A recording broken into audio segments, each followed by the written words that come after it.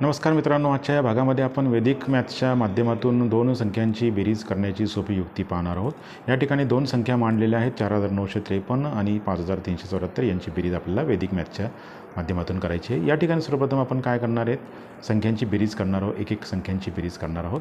बघूया आपण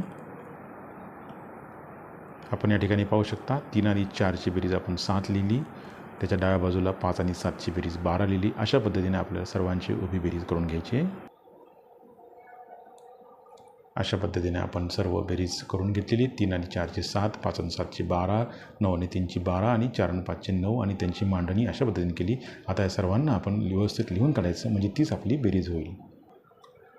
आपण पाहू शकतो या 4953 आणि 5374 यांची बेरीज 10327 आली आणि ती पण वैदिक मॅथ्सनं अतिशय सोप्या पद्धतीने मांडणी करून घ्यायची आणि सर्व एकत्र लिहायचे। बेरीज आलेली 10327।